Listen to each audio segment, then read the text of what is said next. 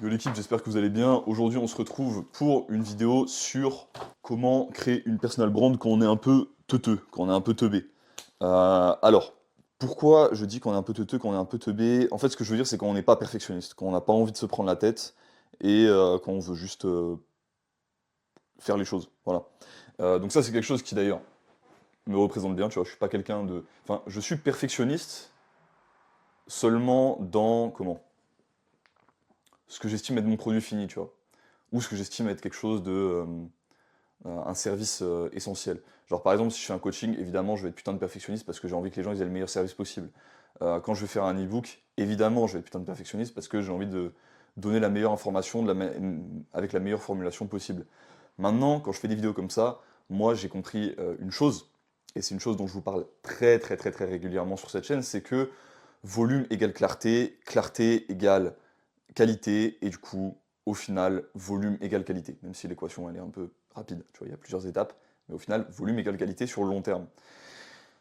Évidemment, si tu veux de la qualité d'un point de vue esthétique, ok, d'un point de vue de ce qui plaît, entre guillemets, de ce qui plaît à l'algorithme, etc., ce qu'il te faut, c'est moins de la qualité dans... enfin, il va te falloir ça aussi, mais c'est moins la qualité dans toi, qu'est-ce que tu apportes en tant qu'orateur, la clarté de tes idées, que juste avoir un bon montage et ce genre de choses. Moi, j'ai pas du tout misé là-dessus, ok? J'ai pas du tout misé là-dessus, et cette vidéo, elle est pour les gens qui veulent pas miser là-dessus. Pour les gens qui veulent miser sur leurs idées, la qualité de leurs idées, la qualité de leurs services, et en fait, ouais, juste la qualité de ce qu'ils proposent, et pas la qualité arbitraire du montage vidéo, etc. Parce que moi, plus je passe de temps à monter des vidéos, ben, moins je passe de temps à m'imprégner d'idées, tu vois, donc lire des livres, écouter certaines vidéos qui peuvent être intéressantes, certaines conférences, et synthétiser ces informations-là, étudier, à coacher des gens quand une personne parle, deux apprennent, donc en coachant des gens, évidemment, j'apprends aussi, en faisant ces vidéos, j'apprends aussi, et du coup, je passe moins de temps à faire toutes ces choses-là juste pour faire du montage. Pour moi, c'est une équation qui est éclatée au sol. Maintenant, à partir du moment où tu peux te payer un monteur, ça peut être pertinent d'en avoir un et voilà, d'augmenter la qualité de production. Mais pour la plupart d'entre vous qui débutent ou qui sont dans leurs premières années en tant qu'entrepreneur, créatif, personne qui veut avoir une personal brand en fait, c'est pas du tout pertinent à mon avis. Et voilà, dans mon cas, c'est pas pertinent. Et au-delà de ça, j'adhère et j'apprécie beaucoup ce type de contenu très brut, tu vois. Moi, ce que je regarde sur YouTube, c'est ce type de contenu très brut, avec des gens qui ont une grosse qualité, une grosse valeur à m'apporter, mais qui en ont rien à foutre de la forme. Et du coup, vu que j'apprécie ce contenu, c'est ce que je fais. Donc, quand je dis faire une personal brand comme un teubé, ça veut dire mettre le plus d'output possible, ok? Et moins réfléchir à la qualité. Alors, il faut quand même réfléchir à la qualité, tu vois, mais moins réfléchir à la qualité, en tout cas sur les aspects qui ne t'amènent pas à t'améliorer toi, ok?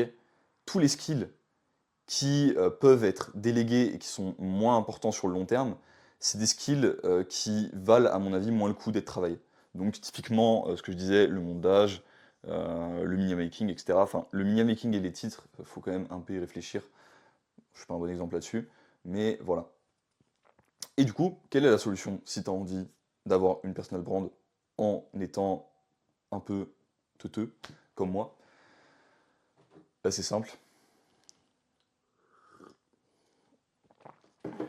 Tu crées deux trackers d'habitude, un pour la méditation, bon je vais pas revenir là-dessus aujourd'hui, mais les bénéfices de la méditation ils sont tellement énormes que c'est pour moi une habitude non seulement utile, mais essentielle pour tout le monde. Et tu crées un deuxième tracker sur ton principal skill. Ok. Donc le skill que tu veux développer, c'est quoi? Si tu as une personal brand, c'est probablement le fait de soit écrire, soit parler en public, donc écrire copywriting, ce qui est un peu moins aujourd'hui pertinent avec l'IA, etc. Mais bon, c'est toi qui vois si tu veux aller là-dedans. Faire des photos, plutôt type bah, photographe évidemment. Et pour finir, vidéo, donc passer du temps devant la caméra. Ok. Et tu peux aussi être un mec qui kiffe le montage, etc. Ça, t'as le droit, tu vois. Moi, c'est pas mon cas, mais t'as le droit. Si toi, c'est le skill que tu as envie de vendre et que tu deviens excellent là-dessus, ça peut marcher aussi. Donc, une fois que tu as choisi sur ces quatre skills-là, lequel tu veux développer le plus, tu mets un tracker en place et tu mets le plus de volume possible dans le skill en question. Évidemment, pour que tu puisses mettre du volume dans le skill en question, il te faut des idées, tu vois. Si tu passes ton temps à répéter ce que d'autres mecs disent sur YouTube, en fait, si t'es juste un perroquet, il y a personne, enfin pas personne, mais il y a pas grand monde qui va avoir de la putain de value dans ton contenu, et c'est normal parce que dans ce cas-là, ton contenu c'est un peu de la merde.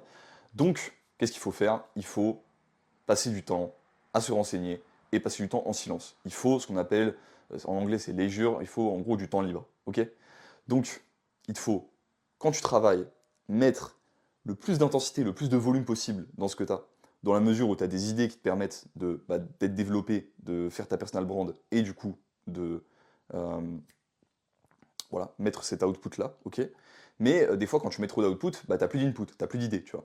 Et du coup, pour avoir ces idées, il faut que la seconde partie de ta journée, parce que le matin, généralement, c'est là où tu vas être le plus, tu vois, le plus réflexif, le plus à fond. Donc la seconde partie de ta journée, c'est là où tu vas maxer le fait de mettre des inputs. Donc les inputs, ça va être quoi? Ça va être des livres, ça va être des conférences, des vidéos de personnes intéressantes, des discussions avec des amis. Si tu as des personnes dans ton entourage qui sont stimulantes intellectuellement, comme c'est mon cas, bah, c'est une chance qui est absolument énorme et il faut passer du temps avec ces gens-là pour avoir aussi des idées. Et finalement, du silence. Donc ça, je t'en parlais dans la vidéo précédente avec comment méditer en tant qu'entrepreneur. Donc méditation, la marche et voilà, ce genre d'habitude-là. Le journaling, ça peut aider aussi. Bref, toutes les habitudes de dev perso liées au silence dont on t'a déjà parlé. Je pense que c'est tout pour aujourd'hui. J'espère que tu as compris comment créer une personal brand quand on est teuteux comme moi et comment en faire quelque chose. Après, sur l'aspect monétisation, j'en ai pas parlé aujourd'hui, mais ça va vraiment dépendre de tes plus gros skills, tu vois. Euh, Moi, j'ai plutôt développé une boîte à outils assez large, donc je me suis dirigé, alors d'abord, vu que j'étais vraiment spécialisé là-dedans, sur du coaching plutôt musculation, et derrière plutôt sur du life coaching, parce que c'est aussi c'est ce qui me plaît le plus, tu vois, c'est ce que je trouve le plus appréciable, de suivre vraiment quelqu'un de manière très sérieuse. Mais ça, ce sera vraiment à toi de voir, tu vois.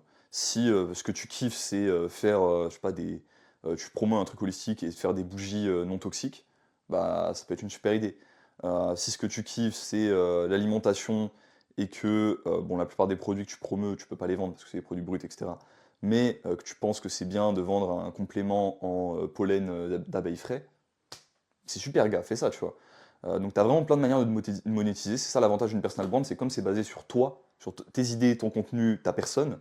Tant que c'est en accord avec qui tu es, il n'y aura pas forcément de problème, tu vois. Et les gens verront que tu ne les scams pas parce que c'est en accord avec ce que tu vends. Par contre, si tu es un mec qui promeut un style de vie holistique, la santé, etc., et que des tissus naturels, et que tu te mets à te mettre en partenariat avec une marque, je sais pas, comme RP, Gym Requin, ou je sais pas quel autre, et que tu promeus des vêtements full polyester, full de merde, bah là, tu vois, ton audience, elle va plus te prendre au sérieux. Et c'est normal. Donc voilà. Gardez le respect de votre audience, faites des choses qui sont en accord avec vous en tant que personne, et du coup avec votre personal brand qui doit vous représenter vous en tant que personne. Et c'est tout ce que j'ai à dire pour aujourd'hui. J'espère que cette vidéo a pu en aider certains. Je sais que moi, c'est des conseils qui m'auraient énormément aidé quand j'ai commencé un peu dans cette voie-là. Quand j'ai commencé dans cette voie-là, je ne savais même pas ce que c'était une personal brand, mais au final, c'était un peu ce que je construisais. Ouais. À la prochaine l'équipe, si vous avez besoin de mes services, vous savez où aller. Et moi, je vous dis, je vous souhaite une bonne journée. Questions, commentaires, pareil, faut pas hésiter là-dessus. Je réponds quasi tout le temps, parce que des fois, il y en a, ils mettent des commentaires un peu zinzin. Et ouais, à la prochaine.